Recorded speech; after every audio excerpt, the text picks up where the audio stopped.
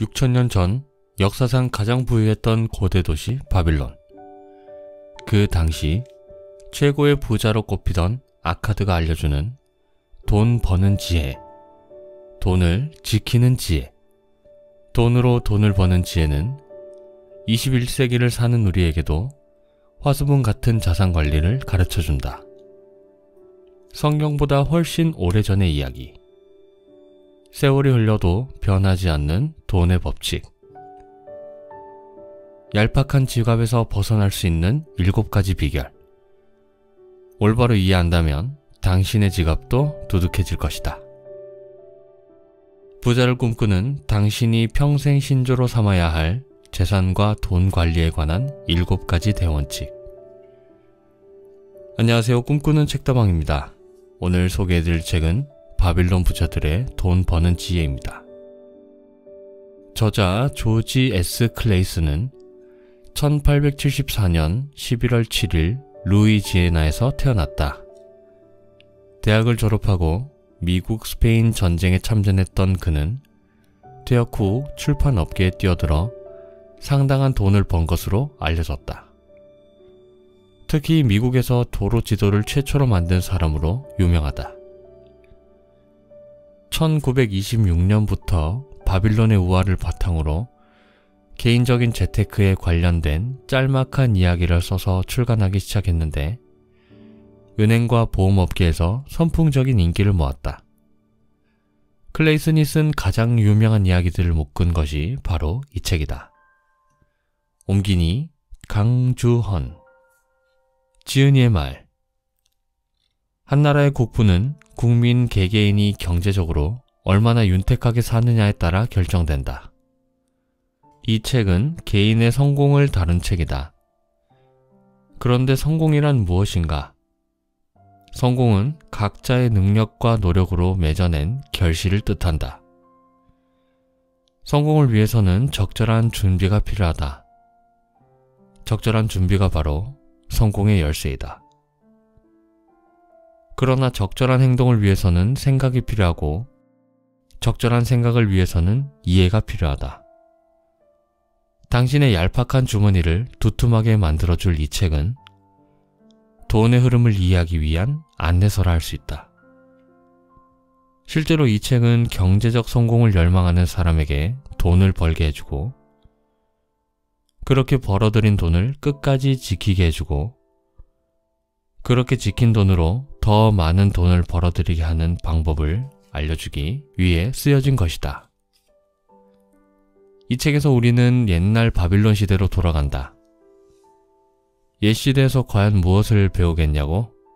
천만의 말씀이다. 바빌론 시대는 오늘날까지 전 세계에서 사용되는 금융의 기본 원리가 처음으로 시작된 요람이었다. 이 책은 처음에 조그만 팜플렛으로 발간된 것들을 다시 엮은 것이다. 그 팜플렛에 담긴 이야기들로 인해 은행 구좌의 숫자를 늘려가면서 경제적인 문제를 해결할 수 있었다는 독자들의 열렬한 반응에 나는 망설일 이유가 없었다. 그 이야기를 더 많은 사람들에게 나눠주고 싶었다. 또한 적잖은 분량으로 쓰여진 이야기를 친구와 친척, 직원과 동료에게 가감없이 나눠주었던 기업의 경영자들에게도 이 기회를 빌려 감사의 말을 전하고 싶다. 기업의 현장에서 일하는 사람들의 찬사보다 더 나은 추천서가 있겠는가? 그들이야말로 이 책에 쓰여진 원리를 그대로 적용하면서 엄청난 돈을 벌어들이고 있는 주역들이 아닌가? 바빌론이 고대 세계에서 가장 풍요로운 도시가 되었던 이유는 간단했다. 그것은 바빌론의 시민들이 당시 세계에서 가장 부유한 사람들이었기 때문이다. 그들은 돈의 가치를 알았다. 그들은 금융의 원리를 착실히 지키면서 돈을 벌었고 돈을 지켰으며 더 나아가 그 돈으로 더 많은 돈을 벌어들였다. 요컨대 그들은 우리 모두가 원하는 것, 즉 미래를 위한 수입을 마련해 두었던 것이다. 조지 S. 클레이슨. 본문을 살펴보기 전에 좋아요, 구독, 알림 설정 부탁드리겠습니다. 여러분들께 좋은 책을 소개해드리는데 정말 큰 힘이 됩니다. 그럼 오늘 준비한 본문을 살펴보겠습니다.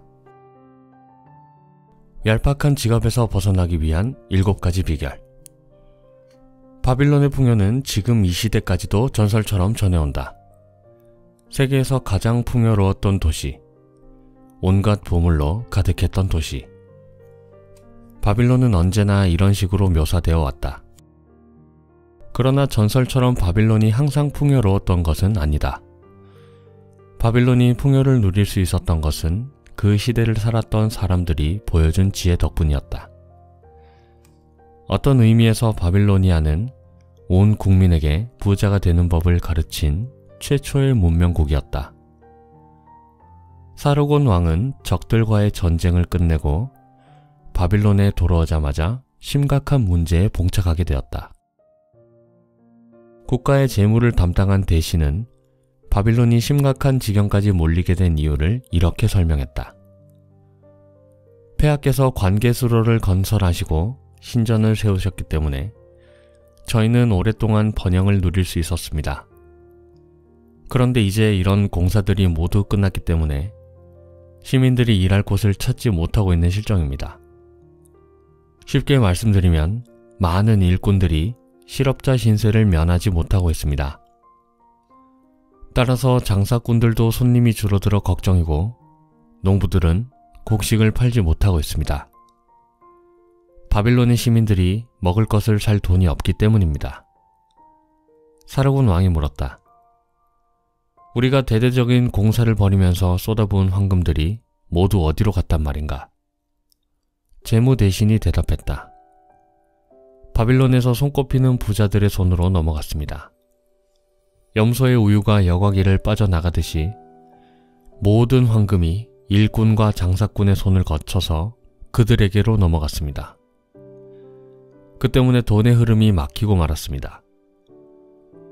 대다수의 시민은 돈을 구경조차 할 수 없지만 소수의 부자들은 돈이 넘쳐날 지경입니다. 사르곤은 아무 말 없이 생각에 잠겼다. 그리고 한참 만에야 어렵게 입을 떼며 물었다. 몇 안 되는 부자들이 그 많은 황금을 어떻게 벌어들일 수 있었을까? 그들은 방법을 알고 있었기 때문입니다. 그들이 정당한 방법으로 돈을 모았기 때문에 누구도 그들을 무작정 욕할 수는 없습니다. 정당하게 돈을 벌어들인 그들에게 강제로 돈을 빼앗아 가난한 사람에게 나눠준다면 그것은 결코 올바른 정치가 아닐 것입니다. 사르곤 왕이 다시 물었다. 돈을 버는 방법을 모든 백성에게 가르쳐주면 어떨까? 그럼 모든 백성이 부자가 될 것이 아닌가? 그렇습니다. 하지만 누가 백성에게 돈 버는 방법을 가르쳐줄 수 있겠습니까? 성직자는 절대 아닙니다. 그들이 언제 제 손으로 돈을 벌어본 적이 있습니까? 그럼 바빌론에서 어떤 사람이 돈 버는 방법을 가르쳐줄 적임자라 생각하나? 폐하의 질문 속에 바로 답이 있습니다. 누가 바빌론에서 가장 부자라고 생각하십니까? 그 사람은 나도 알고 있네. 바로 아카드가 아닌가. 그가 이 바빌론에서 가장 부자이지. 좋아. 그를 내일 아침까지 내 앞에 데려오도록 하게. 다음날 아카드는 왕의 부름을 받아 아침 일찍 궁전에 들어왔다. 그는 이미 이른의 나이였지만 여전히 원기왕성한 모습이었다. 사르곤 왕이 말했다. 아카드, 자네가 정말로 이 바빌론에서 가장 부자인가? 폐하, 제가 알기로는 그렇습니다. 어떻게 그처럼 부자가 될 수 있었나? 기회를 이용한 덕분입니다. 물론 그 기회가 저에게만 찾아온 것은 아니었습니다. 바빌론의 모든 시민에게 찾아온 기회를 저는 놓치지 않았을 뿐입니다. 자네가 무일푼으로 시작했다는 소문도 사실인가? 그렇습니다. 부자가 되겠다는 꿈 이외에는 아무것도 없었습니다. 아카드, 지금 바빌론은 아주 난처한 지경에 빠져있네. 자네처럼 돈 버는 방법을 알고 있는 몇몇 부자들이 돈을 거의 독점하고 있기 때문일세. 자네도 알겠지만 대부분의 백성이 벌어들인 돈을 지키는 방법을 전혀 모르고 있는 실정이네. 내 꿈이 무엇인 줄 아는가? 바빌론을 세상에서 가장 부자인 도시로 만드는 것일세. 그렇게 되자면 이 도시에 부자가 많아야 되겠지.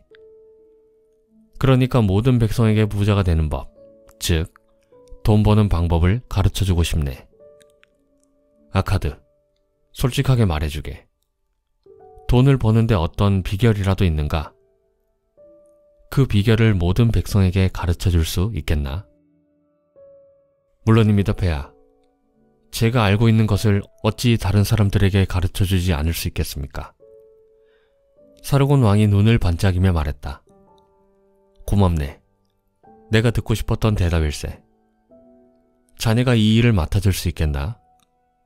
자네가 알고 있는 것을 학교의 선생님들에게 가르쳐주고 선생들이 내 땅의 방방곡곡을 돌아다니며 온 백성에게 그 지식을 가르칠 사람들을 훈련시킨다면 내 꿈을 이룰 수 있지 않겠나?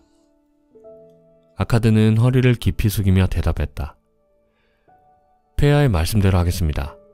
제 동포와 폐하의 영광을 위해서 제가 알고 있는 모든 것을 기꺼이 나눠주겠습니다. 재무 대신께 부탁드리겠습니다. 100명이 들어갈 수 있는 교실을 준비해 주십시오. 제 지갑을 두툼하게 해준 7가지 비결을 그들에게 가르치겠습니다. 보름 후 왕의 명령에 따라 신중히 선발된 100명이 배움의 전당이란 교실에 모였다. 아름답게 채색된 의자들이 강단을 바라보며 반원형으로 놓여 있었다. 아카드는 조그만 탁자 옆에 앉아 있었고 탁자 위에 놓인 향로에서는 머리를 맑게 해주는 향이 피어오르고 있었다. 아카드가 의자에서 일어서자 한 사람이 옆 사람을 팔꿈치로 슬쩍 찌르며 작은 소리로 말했다. 바빌론에서 제일 가는 부자라 해봐야 별것 없잖아. 우리와 별로 다를 바가 없어. 아카드가 강연을 시작했다. 위대한 사르곤 왕의 충성스러운 신하로서 나는 여러분 앞에 섰습니다. 나도 옛날에는 황금을 꿈꾸었던 가난한 젊은이에 불과했지만 황금을 벌어들이는 지혜를 깨달은 덕분에 사르곤 왕은 내 지혜를 여러분에게 나눠주기를 원하셨습니다. 나는 아무 보잘것없이 시작했습니다. 여러분, 아니 바빌론의 여느 시민보다 특별히 나을 것이 없었습니다. 달아빠진 지갑이 내게 가장 소중한 보물창고였습니다. 그러나 거의 언제나 텅 비어있는 지갑이 나는 지긋지긋하도록 싫었습니다. 나는 그 지갑을 황금으로 가득 채우고 싶었습니다. 그 얄팍한 지갑을 두툼하게 만들어줄 수 있다면 어떤 일이라도 해내겠다고 결심했습니다. 그리고 그 7가지 비결을 찾아냈습니다. 지금 이 자리에 모인 여러분에게 그 7가지 비결을 설명해 드리려 합니다. 얄팍한 지갑을 두툼하게 만드는 비결입니다. 여러분을 부자로 만들어줄 비결입니다. 앞으로 1회 동안 하루에 하나씩 여러분에게 그 비결, 아니 여러분을 가난에서 벗어나게 해줄 치유책을 설명해 드릴 생각입니다. 내가 오늘부터 가르칠 지혜에 귀를 기울이십시오. 조금이라도 의문이 생기면 주저 말고 질문하십시오. 그리고 여러분의 삶을 돌이켜볼 기회를 가지십시오. 내가 여러분에게 가르치는 교훈을 여러분의 머리와 가슴에 철저하게 새기십시오. 그때서야 여러분의 지갑에 부의 씨앗을 뿌릴 수 있을 것입니다. 먼저 여러분이 그 씨를 제대로 뿌려야 합니다. 그리고 남부럽지 않은 부자가 되어야 합니다. 그래야 바빌론의 모든 시민들에게 부자가 되는 길을 가르쳐줄 수 있지 않겠습니까? 이제부터 여러분에게 지갑을 두툼하게 해줄 방법을 알려드리도록 하겠습니다. 생각보다 어렵지 않습니다. 생각하기에 따라서 너무나 간단할 수도 있습니다. 그러나 부의 성전을 향해 다가가는 첫걸음입니다. 첫걸음을 떼지 않고서 어찌 먼 길을 갈 수 있겠습니까? 이제 첫 번째 비결부터 살펴봅시다. 첫 번째 비결, 일단 시작하라. 아카드는 두 번째 열에서 심각한 표정으로 앉아있는 사내를 가리키며 물었다. 이보게, 자네는 무슨 일을 하나? 저는 서생입니다. 토판에 기록을 새기는 사람입니다. 그렇구먼. 나도 바로 그런 일을 하면서 처음 돈을 벌었지. 그러니까 자네도 나처럼 부자가 될 가능성을 지닌 사람일세. 이번에는 훨씬 뒤에 앉은 혈색 좋은 사내를 가리키며 아카드가 물었다. 자네는 어떤 일로 밥벌이를 하는가? 저는 백정입니다. 시골 사람들이 키우는 염소를 사서 도살한 다음에 고기는 주부들에게 팔고 가죽은 구두 만드는 사람들에게 팝니다. 자네가 직접 일하면서 돈을 번다는 뜻이구만. 나도 그랬지. 그러니까 자네도 나처럼 부자 될 가능성이 있는 사람일세. 아카드는 모두에게 어떻게 돈을 버느냐고 묻고 각각의 대답을 들은 후 이렇게 말했다. 여러분도 들었겠지만 우리는 나름대로 땀을 흘리면서 돈을 벌고 있습니다. 거꾸로 말하면 돈을 벌 수 있는 방법이 많다는 뜻입니다. 그 방법들 하나하나가 여러분의 지갑을 채워주는 황금 물줄기라 할 수 있습니다. 여러분이 흘리는 땀방울이 여러분의 지갑을 채워주는 황금이라 할 수 있습니다. 물론 여러분의 능력에 따라 그 양이 다르지만 말입니다. 그렇게 생각하지 않습니까? 아카드의 질문에 모두가 고개를 끄덕였다. 여러분이 현재 종사하고 있는 일을 부의 원천이라 생각한다면, 그리고 여러분이 진정으로 부자가 되고 싶다면 어디에서 시작해야겠습니까?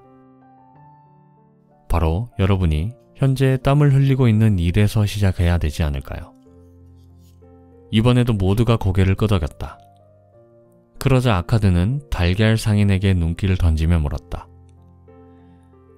만약 자네가 매일 아침 10개의 달걀을 소쿠리에 담아서 저녁까지 9개의 달걀만을 꺼낸다면 어떻게 되겠나? 며칠이 지나지 않아 소쿠리가 가득 채워질 겁니다. 왜 그럴까? 매일 달걀이 하나씩 늘어나니까요. 아카드는 환한 미소를 띤 얼굴로 학생들을 바라보며 물었다. 여러분의 지갑은 어떻습니까? 텅 비어 있나요? 모두가 희죽 미소를 지었다. 그리고 모두가 허탈한 웃음을 지었다. 마침내는 그들의 얄팍한 지갑을 장난스레 흔들어 보이기도 했다. 알겠습니다. 이제 그 얄팍한 지갑에서 벗어날 수 있는 첫 번째 비결을 알려드리도록 하겠습니다. 내가 방금 달걀 상인에게 말했던 대로 하십시오. 만일 여러분의 지갑에 10개의 동전이 들어있다면 9개만 꺼내도록 하십시오. 이렇게 한다면 여러분의 지갑은 금세 두툼해질 겁니다. 지갑이 안겨주는 그 묵직한 느낌이 여러분을 곧 기분 좋게 해줄 겁니다. 그리고 여러분의 영혼까지 만족시켜 줄 겁니다. 이 방법이 너무나 간단하다고 생각하나요? 하지만 그렇게 우습게 생각하지 마십시오.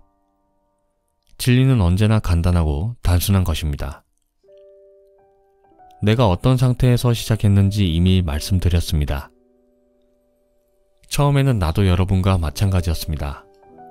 욕망을 채워주기에는 한없이 부족한 내 얄팍한 지갑을 원망하기도 했습니다. 하지만 내 지갑에서 10분의 9만 꺼내 쓰기 시작하면서 나는 부자가 될 수 있었습니다. 여러분이라고 못할 이유가 있겠습니까? 아주 이상한 이야기를 하나 해드리겠습니다. 나는 내 수입의 10분의 9만으로 살았지만 생활은 예전과 달라지지 않았습니다. 오히려 예전보다 궁핍하지 않았습니다. 그때부터 돈을 훨씬 쉽게 벌 수 있었습니다. 그 이유가 무엇인지는 모르겠습니다. 어쩌면 신의 법칙일지도 모르겠습니다. 수입의 일정 부분을 쓰지 않고 저축하는 사람에게는 돈도 쉽게 벌립니다. 그러나 지갑이 텅 비어 있는 사람에게는 황금마저도 피해서 달아납니다. 여러분이 가장 바라는 것이 무엇입니까? 보석과 멋진 옷, 맛있는 음식처럼 순간적으로 여러분에게 만족감을 주고 이내 덧없이 사라지고 잊혀지는 것들입니까? 아니면 황금과 땅과 양떼처럼 끊임없이 수입을 보장해주는 알찬 재산입니까? 명심하십시오. 여러분이 지갑에서 꺼내 쓰는 돈은 첫 번째 것을 주겠지만 지갑에 남아있는 돈은 두 번째 것을 주게 될 것입니다. 여러분, 얄팍한 지갑에서 벗어나는 첫 번째 비결은 내 지갑에 있는 10개의 동전 중 9개만 써라입니다. 이 비결을 여러분들끼리 논의해 보십시오. 이 비결에 문제가 있다고 생각되면 내일 우리가 다시 만날 때 기탄 없이 그 문제점을 제기하십시오. 두 번째 비결, 지출을 관리하라. 어제 강의가 끝난 후 내게 이렇게 질문한 사람이 있었습니다. 벌어들인 돈을 몽땅 써도 먹고 살기 힘든데 어떻게 10분의 1씩이나 저축할 수 있겠느냐? 오늘은 이 문제를 생각해 보도록 하겠습니다. 둘째 날, 아카드는 이렇게 시작하며 학생들에게 물었다. 어제 여러분의 지갑은 어땠습니까? 몇 사람이나 빈 지갑이었습니까? 우리 모두가 빈 지갑이었습니다. 그랬습니까? 이제 이런 생각을 해봅시다. 여러분 모두가 똑같은 양의 돈을 버는 것은 아닙니다. 다른 사람보다 더 많은 돈을 버는 사람이 있을 것입니다. 가족을 부양하기에 충분한 돈을 버는 사람도 있을 것입니다. 그런데 여러분 모두의 지갑이 얄팍한 이유가 무엇일까요? 아주 소중한 진리 하나를 알려드리겠습니다. 우리가 불가피한 지출이라 생각하는 것들이 있습니다. 그런데 우리가 욕망을 억제하지 않으면 그 불가피한 지출은 수입에 따라 증가한다는 사실입니다. 그렇습니다. 불가피한 지출과 여러분의 욕구를 혼돈해서는 안 됩니다. 누구나 멋지게 살고 싶어 합니다. 여러분의 수입이 보장해줄 수 있는 욕구 이상의 것을 원합니다. 따라서 수입이 늘어날수록 욕구 충족을 위한 소비도 늘어나게 마련입니다. 그러나 욕망은 욕망을 낳습니다. 우리는 사람이기 때문에 욕망이라는 짐을 지고 살아야 합니다. 내가 바빌론에서 제일 가는 부자이기 때문에 모든 욕구를 충족시키며 산다고 생각하십니까? 그렇지 않습니다. 절대로 그렇지 않습니다. 그렇게 하기에는 이제 시간이 부족하기 때문입니다.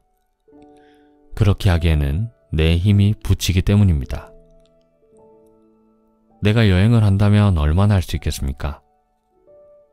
내가 먹어야 얼마나 먹겠습니까?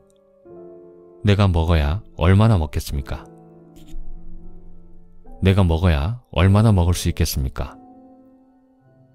내가 즐겨봤자 얼마나 즐길 수 있겠습니까? 농부가 씨를 뿌리고 남은 공간에는 어김없이 잡초가 자랍니다. 이처럼 우리가 만족감을 찾는 곳에서는 어김없이 욕망이 얼굴을 내밉니다.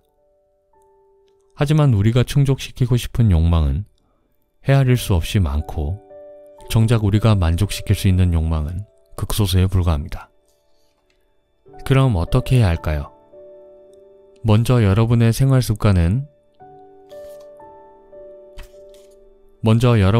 습관을 냉정하게 살펴보십시오. 지혜롭게 처신한다면 줄일 수 있거나 아예 없앨 수 있는 지출이 있을 것입니다. 동전 한 입까지 100%의 가치를 창출하도록 살겠다. 이런 결심을 여러분의 좌우명으로 삼으십시오. 여러분이 돈을 써서라도 충족시키고 싶은 욕구를 터판에 적어보십시오. 그 중에서 반드시 필요한 것과 수입의 구할만으로 충족시킬 수 있는 것을 신중히 골라내십시오. 이때 선택되지 않은 것은 지워버리고 잊으십시오. 여러분이 부자가 되는데 방해되는 것이라 생각하십시오. 한낱 쓸데없는 욕망이라 생각하십시오. 수입의 90%만으로 예산을 세우십시오. 여러분의 지갑을 살찌워줄 나머지 10분의 1은 절대 건드리지 마십시오. 여러분이 반드시 충족시켜야 할 욕망이 있다면 바로 이것입니다.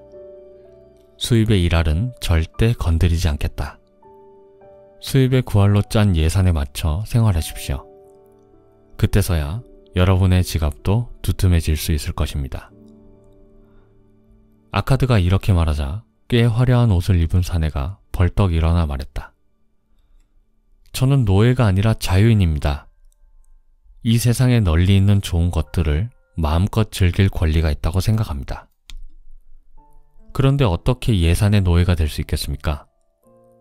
꽉 짜여진 예산에 맞춰서 꼭 필요한 것만 사고 나머지 것들은 즐길 수 없다면 결국 노예와 다를 바가 무엇이겠습니까? 저는 즐거운 삶을 살고 싶습니다.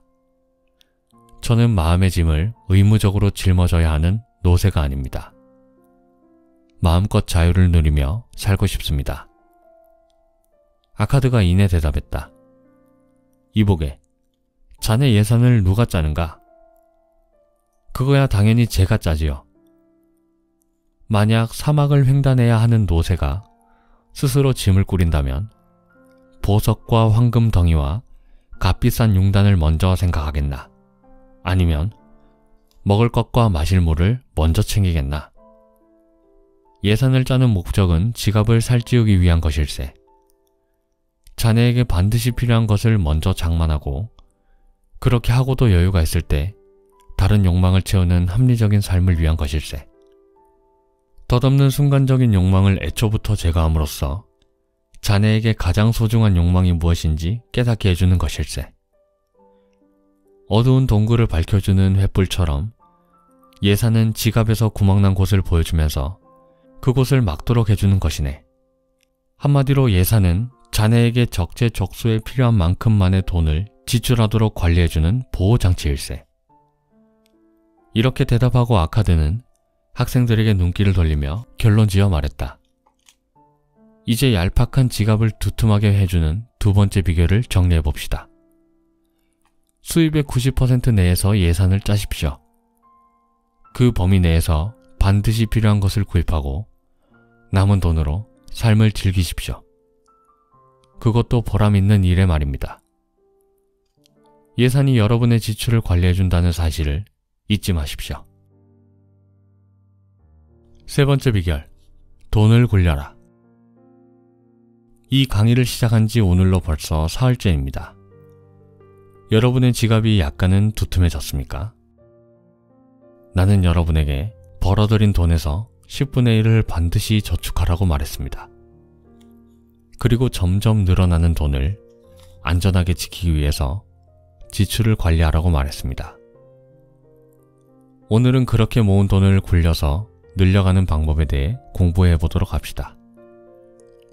지갑이 두둑해지면 그 자체로도 뿌듯한 기분이 됩니다. 먹지 않아도 배가 부른 기분입니다. 그러나 우리가 저축해서 모은 돈은 시작일 뿐입니다. 다시 말해서 돈을 벌어주는 돈입니다. 그래서 종잣돈이라 불리기도 합니다. 셋째 날 아카드는 이렇게 강의를 시작했다. 그런데 돈을 어떻게 이용해야 할까요? 어떻게 해야 돈이 돈을 벌 수 있을까요? 이것이 바로 투자라는 것입니다. 나는 쓰라린 경험을 했습니다. 내 첫 투자는 처절한 실패였습니다.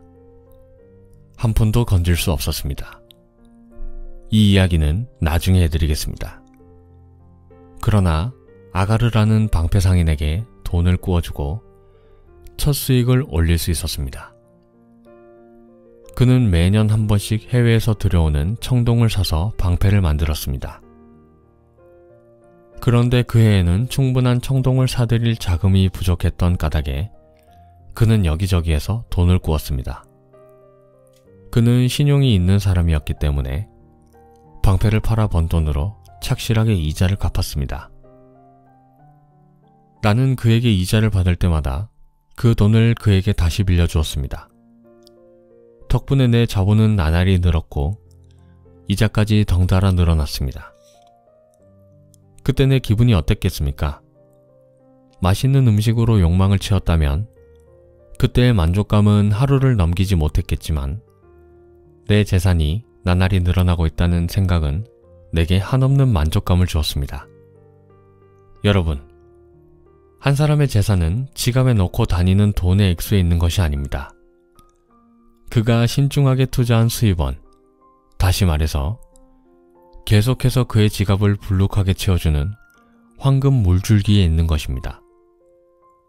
모두가 그런 수입원을 갖고 싶어 합니다. 여러분도 예외가 아닐 것입니다.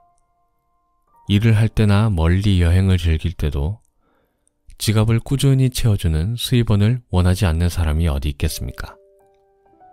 나는 그런 수입원을 만들었습니다.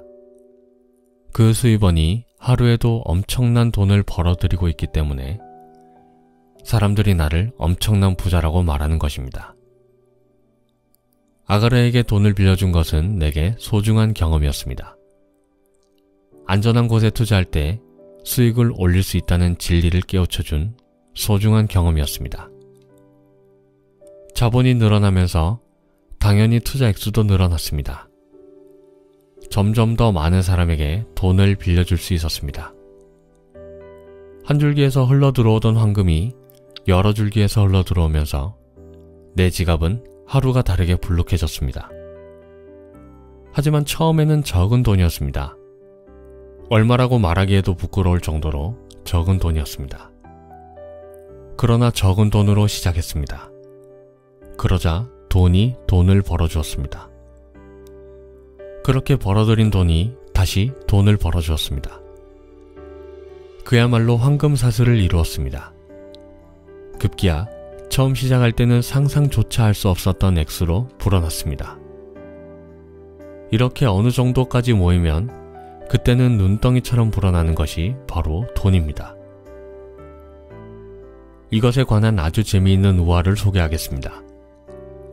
한 농부가 첫 아들을 낳았을 때 은화 10개를 대금업자에게 맡기며 아들이 20살이 될 때까지 적절한 이자를 붙여 그 돈을 적절한 곳에 투자해달라고 부탁했습니다. 대금업자는 농부의 청을 기꺼이 받아들이며 4년마다 원금의 2할 5푼을 이자로 주겠다고 했습니다. 하지만 농부는 그 돈을 아들의 몫으로 따로 떼어둔 것이기 때문에 이자까지 원금에 합해달라고 요청했고 대금업자는 그 청을 받아들였습니다. 아들이 20살이 되던 해 농부는 대금업자를 찾아가서 그 돈에 대해 물었습니다. 대금업자는 이자가 복리로부터 은화 10개가 31.5개로 불어났다고 대답했습니다. 농부는 무척이나 기뻤습니다. 하지만 아들에게는 당장 돈이 필요하지 않아 농부는 그 돈을 다시 대금업자에게 맡겼습니다. 아들이 50살이 되었을 때 농부가 세상을 떠나자 대금업자는 모두 167개의 은화를 아들에게 청산해 주었습니다. 간단히 말해서 50년간 이자에 이자가 붙어서 거의 17배의 수익을 올린 것입니다. 여기서 우리는 얄팍한 지갑에서 벗어날 수 있는 세 번째 비결을 배우게 됩니다. 초원에서 풀을 뜯는 양들이 새끼 양을 낳듯이 돈으로 돈을 낳으십시오. 여러분의 지갑을 계속해서 채워줄 수입원을 만드십시오. 네 번째 비결, 돈을 지켜라. 아카드는 넷째 날에도 정시의 강의실에 도착해서 네 번째 강의를 시작했다. 불행을 안겨주는 신은 반짝이는 것을 좋아합니다. 그 사악한 신에게 돈을 뺏기지 않으려면 여러분 지갑 속에 황금을 굳건히 지켜야 합니다. 그렇지 않으면 여러분이 의식하지도 못한 사이에 그것들은 사라지고 말 것입니다. 따라서 적은 돈이라도 소중히 생각하는 마음을 가져야 합니다. 그래야 신께서 여러분들에게 큰 돈을 안심하고 맡기시지 않겠습니까? 황금을 가진 사람은 유혹을 받게 마련입니다. 그럴듯한 감언이설로 여러분에게 커다란 이익을 보장해주겠다고 유혹하는 사람들이 찾아오게 마련입니다. 친구나 친척까지도 그럴듯한 제안으로 여러분에게 투자하라고 유혹할 것입니다. 그러나 투자의 1원칙은 원금의 안정성입니다. 커다란 수익을 약속하더라도 원금이 사라진다면 무슨 소용이 있겠습니까? 그런 투자는 결코 현명한 투자가 아닙니다. 실패의 대가는 원금의 상실일 것입니다. 여러분이 힘겹게 모은 돈을 투자하기 전에 신중히 생각하고 또 생각하십시오. 원금의 안정성이 보장되는 곳을 찾으십시오. 하루라도 빨리 부자가 되겠다는 욕심 때문에, 남들보다 빨리 부자가 되겠다는 조급함 때문에 실패의 좌절에 빠져들지 않도록 조심하십시오. 누군가에게 돈을 빌려주기 전에 그 사람의 능력과 됨됨이를 따져보십시오. 어떤 사업에 투자하기 전에 그 사업의 위험성을 따져보십시오. 나는 첫 투자에서 처절한 실패를 맛보았습니다. 페니키아로 여행을 떠나는 벽돌 상인 아즈무르에게 1년 동안 힘겹게 모은 돈을 맡기며 희귀한 보석을 사달라고 했습니다. 우리는 그 보석을 팔아 남은 이익을 절반씩 나눠 갖기로 했습니다. 그러나 페니키아 사람들은 사기꾼들이었습니다. 아즈무르에게 싸구려 유리 조각을 희귀한 보석인 양 팔았던 것입니다. 결국 첫 투자는 비극으로 끝나고 말았습니다. 하지만 나는 그것에서 아주 소중한 교훈을 얻었습니다. 벽돌 상인에게 보석을 사달라고 부탁하다니, 이 얼마나 어리석은 짓이었습니까? 그 실패에서 내가 어떤 교훈을 얻게 되었을까요? 그 교훈은 이렇게 정리해 볼 수 있습니다. 투자할 곳을 결정할 때 여러분 개인의 지혜를 지나치게 과신하지 마십시오.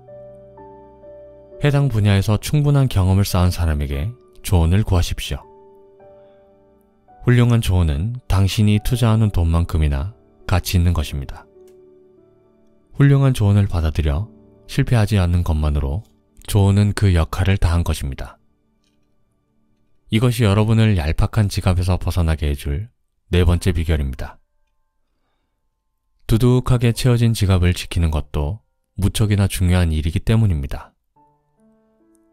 원금을 안전하게 지켜줄 곳에, 언제라도 원금을 회수할 수 있는 곳에, 또한 적정한 이자를 확실하게 보장받을 수 있는 곳을 찾아 투자하십시오. 그래야 여러분의 돈을 지킬 수 있습니다. 현명한 사람에게 조언을 구하십시오. 해당 분야에서 충분한 경험을 갖춘 사람에게 조언을 구하십시오. 그들의 지혜로운 조언이 여러분의 돈을 지켜줄 것이기 때문입니다. 다섯 번째 비결, 당신의 집을 가져라. 수입의 구할만으로 삶을 꾸려간다면, 게다가 그 구할에서 일정한 몫을 수익성 있는 곳에 투자할 여력이 있다면, 여러분은 재산을 눈덩이처럼 신속히 불려갈 수 있을 것입니다. 아카드는 다섯 번째 강의를 이렇게 시작했다. 바빌론 남자들은 열악한 환경에서 가족을 부양하며 살아가고 있습니다. 비싼 임대료를 집주인에게 지불하지만 여자의 가슴을 따뜻하게 해주는 화초를 키울 공간조차 아내에게 허락할 수 없는 비좁은 오두막일 뿐입니다. 그 때문에 아이들은 먼지가 풀썩대는 길에서 노는 수밖에 없습니다. 하지만 아이들이 깨끗한 땅에서 뛰어놀 수 없고, 아내가 가족을 위해 화초와 채소를 키울 수 없다면 어찌 인간다운 삶을 누린다고 말할 수 있겠습니까?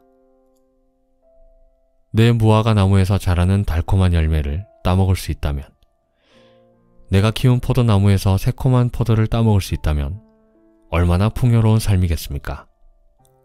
내 집과 집터, 이처럼 나만의 공간을 가질 수 있다면 뿌듯한 자부심과 자신감이 절로 생길 것이고, 어떤 일을 하더라도 최선을 다할 수 있을 것입니다. 따라서 나는 여러분에게 이렇게 조언해주고 싶습니다. 여러분과 여러분의 가족을 안전하게 지켜줄 집을 마련하십시오. 위대한 사르곤 왕께서 바빌론의 성곽을 얼마나 많이 넓혀 놓았습니까? 바빌론 내에는 아직도 개간되지 않은 땅이 얼마든지 있습니다. 또한 합리적인 가격으로 사들일 수 있는 땅이 얼마든지 있습니다. 집과 땅을 사들일 돈이 없다고요?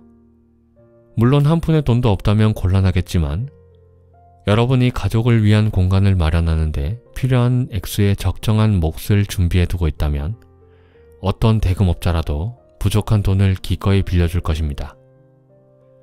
집이 완성된 후에 집주인에게 지불하던 집세 정도를 대금업자에게 지불한다면 오랜 세월이 지나지 않아 여러분은 모든 빚을 청산하고 어엿한 집주인이 될 수 있습니다. 그때부터 재산세만 납부한다면 여러분은 상당한 재산가가 되는 것입니다. 여러분은 물론이고 가족들이 얼마나 기뻐하겠습니까? 여러분의 내일을 빨기 위해 강가로 나갈 때마다 여러분의 아내는 양가족 부대에 물을 가득 채워와 화초와 채소에 뿌려주는 즐거움을 누릴 수 있을 것입니다. 자기 집을 가진 사람은 여러모로 이익이 많습니다. 무엇보다 여러분의 허리를 휘게 만들던 임대료에서 벗어날 수 있어 생활비가 줄어들 것입니다. 그러면서도 풍요로운 삶을 누릴 수 있을 것입니다. 당신만의 집을 가지십시오. 이것이 얄팍한 지갑에서 벗어날 수 있는 5번째 비결입니다. 6번째 비결, 미래의 수입원을 찾아라. 다음 날에도 아카드의 6번째 강의는 어김없이 시작되었다. 모든 사람은 갓난아기로 태어나 늙어서 죽게 마련입니다. 삶의 행로는 그런 것입니다. 신께서 그를 천국으로 일찌감치 부르지 않는 한 어떤 사람도 이 운명에서 벗어날 수 없습니다. 따라서 사람이라면 더 이상 일하지 못할 때를 대비해서 적절한 수입원을 마련해둘 의무가 있다고 생각합니다. 또한 갑자기 가족의 곁을 떠나게 될 때 남은 가족이 편안하고 안락하게 살 수 있도록 대비해두는 것도 마땅한 의무라고 생각합니다. 시간이 흘러 여러분이 육체적으로나 정신적으로 예전보다 못할 때도 여러분의 지갑을 두둑하게 유지하고 싶다면 이 교훈을 잊지 마십시오. 부자가 되는 법칙을 깨우쳐서 먹고 살기에 충분한 돈을 벌어들이는 사람이라도 미래를 생각해야 합니다. 늙은 후에도 안락한 삶을 보장해 줄 수 있는 확실한 투자 계획을 세워야 합니다. 그래야 지혜로운 사람이 아니겠습니까? 미래를 위한 안전장치로는 여러 가지 방법이 있습니다. 아무도 모르는 곳에 비밀리에 재산을 묻어둘 수도 있겠지만 만에 하나라도 그곳이 발각된다면 도둑의 전리품이 되고 말 것입니다. 따라서 나는 이 방법을 권하고 싶지는 않습니다. 또한 집을 사거나 땅을 사두는 방법도 있을 것입니다.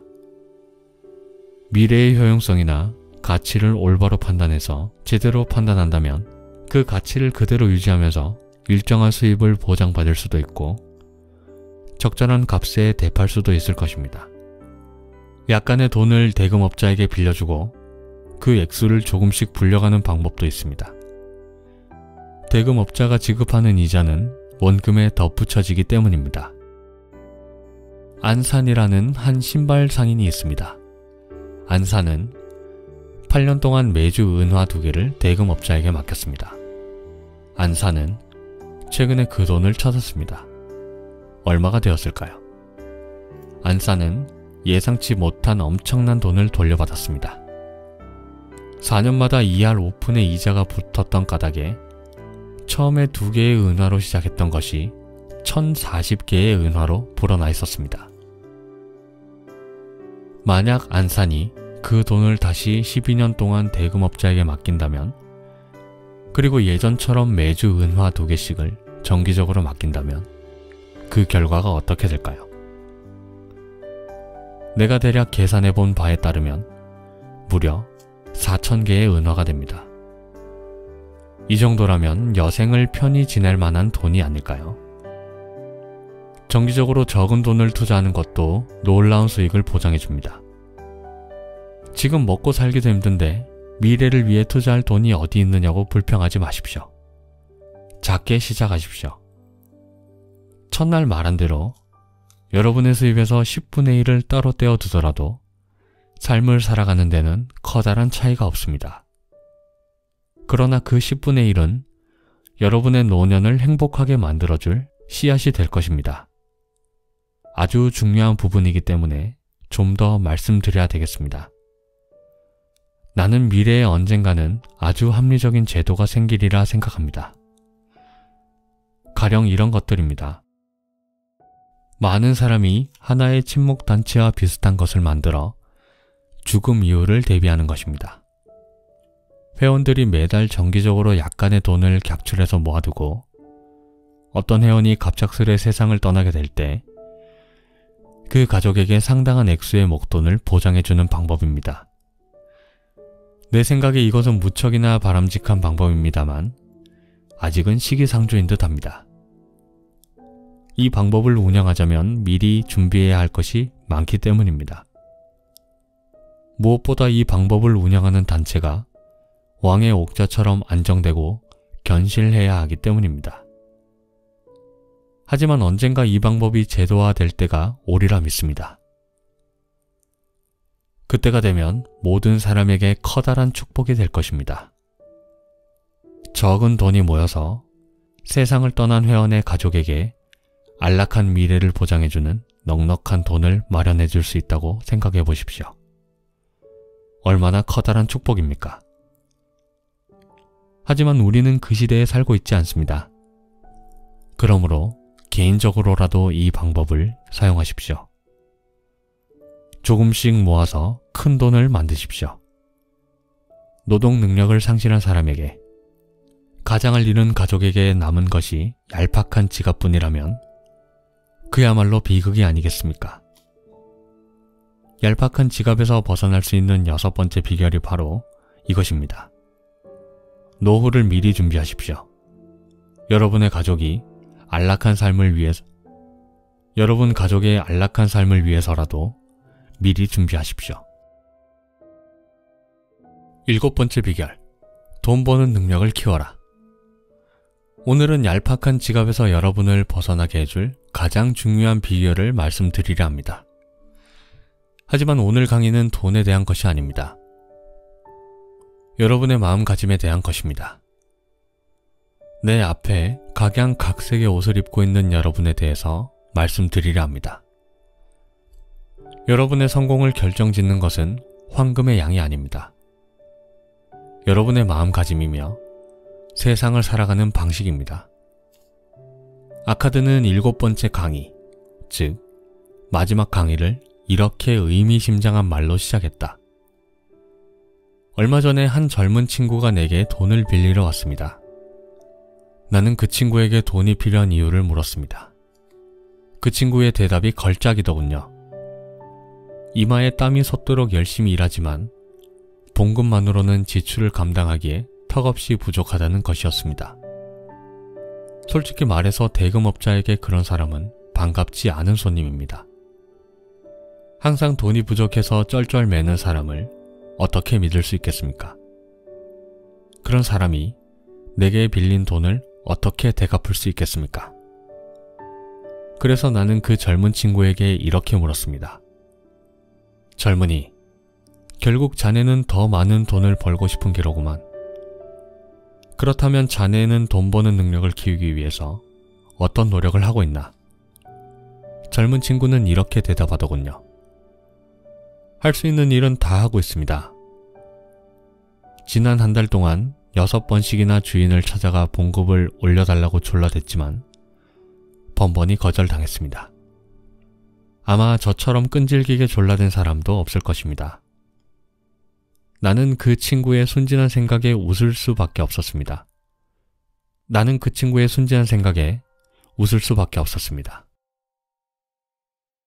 하지만 그 친구에게는 뜨거운 열망이 있었습니다. 방법이 잘못되기는 했지만 돈을 더 벌겠다는 열망은 칭찬받아 마땅한 열망입니다. 그렇습니다. 여러분의 수입을 늘리기 위해서는 그런 열망이 반드시 필요합니다. 그리고 성취에 앞서 꿈이 있어야 합니다. 어떤 시련이 닥쳐도 흔들리지 않는 꿈이 있어야 합니다. 분명한 꿈이 있어야 합니다. 두루뭉술한 꿈은 허망한 열망일 뿐입니다. 막연히 부자가 되고 싶다는 꿈은 헛된 망상일 뿐입니다. 그러나 금화 5잎을 가져야겠다는 꿈을 가질 때 이런 구체적인 꿈은 여러분을 강력하게 밀어붙이는 원동력이 됩니다. 금화 5잎이라는 구체적인 꿈을 성취하고 나면 어떤 변화가 생기겠습니까? 그 사람은 금화 5잎을 벌어들일 수 있는 방법을 터득한 것입니다. 그 방법으로 아니면 비슷한 방법으로 금화 10잎을 벌어들이지 못하겠습니까? 나중에는 20잎, 먼 훗날에는 1000잎의 금화를 벌어들이는 방법을 조금씩 깨달아갈 것입니다. 그리고 부자가 될 것입니다. 이처럼 조그맣지만 구체적인 꿈으로 시작하십시오. 작은 꿈을 성취하는 방법부터 착실히 배우십시오. 큰 돈을 벌어들이는데 필요한 방법을 배우기 위한 절차라 생각하십시오. 부자는 하루아침에 되는 것이 아닙니다. 재산은 하루아침에 쌓이는 것이 아닙니다. 과정이 필요합니다. 처음에는 작은 돈이 나중에 큰 돈이 되듯이 여러분도 하나씩 배우면서 능력을 키워가야 합니다. 또한 꿈은 소박하고 구체적이어야 합니다. 꿈이 지나치게 크다면 도저히 여러분의 능력으로 감당해내기 힘든 꿈이라면 그 꿈은 좌절로 끝나기 십상입니다. 무엇보다 여러분이 종사하고 있는 일에 최선을 다하십시오. 여러분의 현재 직업에서 최고가 되도록 노력하십시오. 그렇게 할 때 돈 버는 능력도 자연스레 키워질 것입니다. 나도 한때는 가난한 필경사였습니다. 하루에 몇 푼의 돈을 받으면서 토판에 글을 새겨야 했습니다. 그러나 나보다 더 많은 토판을 작성하는 사람이 더 많은 보수를 받는다는 사실을 깨달았습니다. 그래서 나는 결심했습니다. 누구보다 뛰어난 필경사가 되겠다. 그 후 성공한 사람들의 비결을 깨닫는데 그리 오랜 시간이 걸리지는 않았습니다. 내 일에 흥미를 가질수록, 내 일에 열정을 갖고 최선을 다할수록 내 성과도 점점 나아졌습니다. 하루에 나보다 많은 토판을 작성하는 필경사를 찾아보기 힘들었습니다. 내 능력이 나아지면서 그에 따른 보상도 있었습니다. 내 능력을 인정해달라고 주인을 6번씩이나 찾아갈 필요도 없었습니다. 계속해서 배우십시오. 그럴 때 비로소 당신은 더 많은 돈을 벌 수 있습니다. 여러분에게 필요한 재주를 가진 사람을 찾아다니며 배우십시오. 그런 노력에 대한 보상은 반드시 있습니다.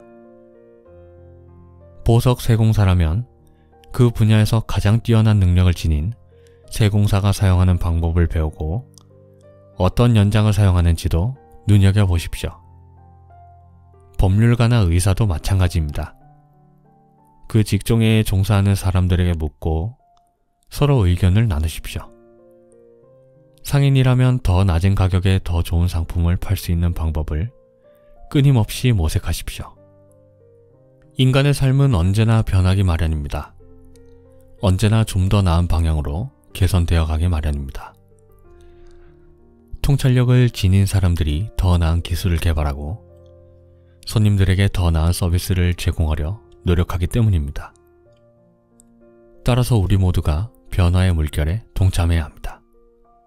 아니, 앞장서서 변화를 끌고 갈 수 있어야 합니다. 뒤처지지 않으려면 어쩔 수 없습니다. 고인물은 필연적으로 썩게 되어 있습니다. 많은 것이 새롭게 생겨나면서 인간의 삶을 윤택하게 해줍니다. 남들에게 존중받는 사람이 되고 싶습니까? 그렇다면 다음과 같은 원칙을 반드시 지키십시오. 첫째, 빚이 있다면 능력 범위 내에서 신속하게 갚아야 합니다. 현찰이 없다면 불효불급한 물건을 탐내지 마십시오. 둘째, 무엇보다 가족에게 충실한 가장이 되십시오. 가족에게 존경받지 못하는 사람이 어떻게 다른 사람들에게 존경받을 수 있겠습니까? 셋째, 유언장을 정확히 작성해 두십시오. 그래야 신의 부름을 받게 될 때 여러분이 남긴 재산이 분란 없이 깨끗하게 정리될 수 있기 때문입니다. 넷째, 가난한 사람들에게 사랑을 베푸십시오. 능력 범위 내에서 그들을 도와주십시오. 또한 여러분에게 소중한 사람들을 말에서나 행동에서나 존중해 주십시오. 지금까지 우리는 가난에서 벗어날 수 있는 7번째 비결을 하나씩 살펴보았습니다. 내가 오랜 삶을 살면서 터득한 비결입니다. 부자가 되고 싶습니까? 그렇다면 이 강연장을 나서는 순간 곧바로 실천하십시오. 여러분, 바빌론에는 여러분이 꿈꾸는 것보다 훨씬 많은 황금이 있습니다. 모든 사람이 부자가 되고도 남을 만큼의 황금이 있습니다. 부자가 되는 것은 여러분의 의무가 아니라 권리입니다. 자, 시작하십시오. 여러분을 부자로 만들어줄 7가지 비결을 곧장 실천에 옮기십시오. 이 강연장을 나서는 순간 7가지 비결을 실천에 옮기십시오. 그리고 바빌론의 모든 시민들에게 이 진리를 전해주십시오. 누구라도 부자가 될 수 있다는 것을 널리 알려주십시오. 얄팍한 지갑에서 벗어나는 7가지 비결을 올바로 이해한다면 당신의 지갑에도 돈이 넘쳐 흐를 것이다. 오늘의 책 바빌론 부자들의 돈 버는 지혜에 준비한 내용은 여기까지입니다. 소개해드린 내용 외에도 책에 좋은 내용이 더 많이 있습니다. 궁금하신 분께서는 꼭 읽어보시기 바랍니다. 오늘도 긴 영상 시청해주셔서 감사드립니다. 오늘 영상이 도움이 되셨다면 좋아요, 구독, 알림 설정까지 부탁드리겠습니다. 여러분들께 좋은 책을 소개해드리는데 정말 큰 힘이 됩니다. 그럼 저는 다음 시간에 좋은 책과 함께 찾아뵙도록 하겠습니다. 지금까지 꿈꾸는 책다방이었습니다. 감사합니다.